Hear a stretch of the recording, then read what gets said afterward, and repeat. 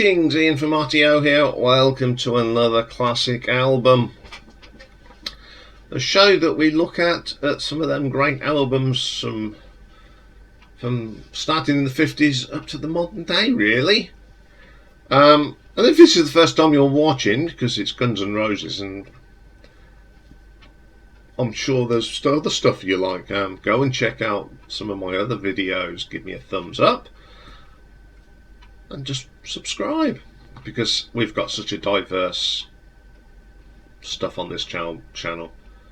We've got the Seekers, we've got Shirley Bassey, we've got Venom, we've got Megadeth, and everything in between. So if you just like music in general, or you just go, there's over 600 shows on this, so I'm sure there's something there for everybody to enjoy. It's always done as an honest opinion. I call a spade, and if I think something's rubbish, I'll tell you. But it's in my opinion, of course. So subscribe and don't forget to hit that bell. Okay, today we're looking at an album that everybody seems to love to hate as well, and it's the album Appetite for Destruction from Guns N' Roses. Now, of course, Guns N' Roses were formed in California in 1985. When they signed to Geffen Records, the band was Axl Rose and Slash and Izzy Stradlin. And then they just got other people in. Quite a bizarre career. Known for all the bad things, really. But I mean, they've made a hatful of albums, and apparently there is one coming out this year, allegedly. But we're going to concentrate on their debut album today, and it was Appetite Destruction, and it was released on the 21st of July 1987 on Geffen Records. The band that played on this was Axl Rose on lead vocals, synthesizers on Paradise City, Slash lead guitar and acoustic guitar and talk box, Izzy Stradlin on the rhythm, Duff Rose McKagan on bass, Steve Alder on drums, and the album was produced by Mike Klink, and he was the engineer. So on there, they don't have side 1 or side 2. We have the G side. And the first track on this album is quite a classic from the band, Welcome to the Jungle. Actually one of my favourite songs by Guns N' Roses. I just love the guitar riffs from Slash. Use some Stoke-on-Trent. And it's a great vocal from Axl. A really good track. Stood the test of time, that one has. Second track on here is called It's So Easy. It's a bit rock and rolly. There was a lot of bands that sort of played this sort of rock and roll. I mean, the Choir Boys went on to do it, but the Black Crowes and that sort of glammy hair metal stuff. Some of that it's from the LA scene. It's a really good track. I like that one. Then we get Nightrain. I love this track. It still remains one of my favourite tracks by Guns N' Roses. Good stuff. Out to Get Me, a good rocker. It's a song that, you know, it's one of these deep cut tracks off this album. It's got great guitar work from Slash. It doesn't get the acclaim that it should. Then we get Mr. Brownstone. It's alright, a little bit of a filler for me. It's a little bit ordinary, not very memorable. And then we get the best track that Guns N' Roses ever did, and it's Paradise City. I love this track. It's got energy. It's just a brilliant track. So that was the end of side G. So we flip it over and we get side R. This opens up with a track called My Michelle, another of those deep cut tracks off this album. It's a pretty good track. There's a lot of good deep cut tracks on this album. I love Slash's guitar work again on this, absolutely brilliant, and Izzy's rhythm guitar really keeps the track going. Really good track. Think About You, another steady track. Mentioned Steve Alder on his drumming on this is fantastic. You've got a great bass line from Duff. It's a very solid track. Next up, Sweet Child O' Mine.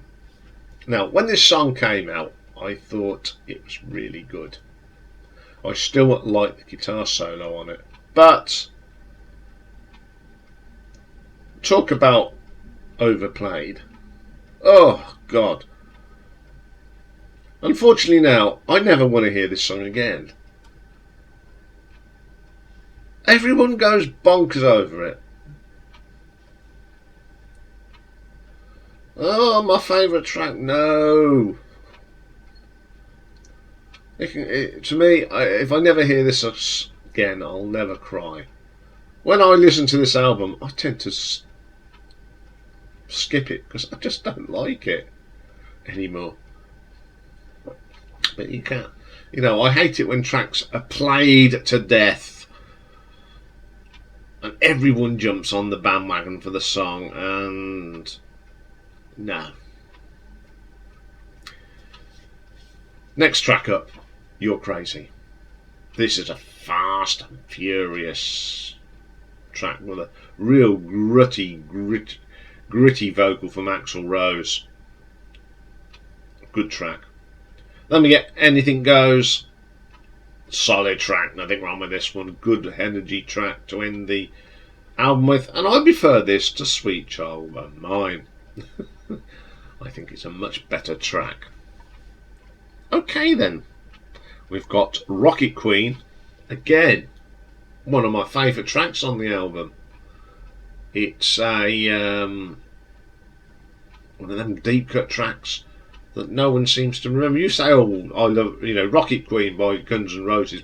These people say they're fans, go, what's that? I've heard that. So it's a great track, and it wasn't Anything Goes wasn't the last track, because for some reason my script has gone crazy on this, so I do apologise.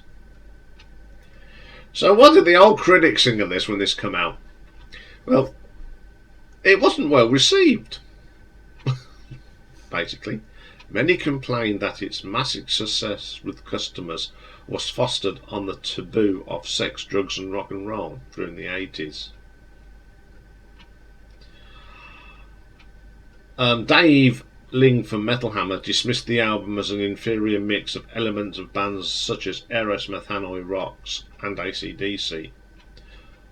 Critics in England were more positive. Kerrang claimed that the rock is at last being wrestled from the hands of the bland, weak and jaded. Yeah, I'll give it that, because at the time everything went smooth. It was voted the best album of the year in the Village poll, but it didn't. It really took off in 1988 and became a commercial success when the band toured, and things like Welcome to the Jungle, Paradise and Sweet Child O' Mine. It did get to number 1 in 1988, and it sold over 30 million copies worldwide, so it's one of the best selling albums of all times.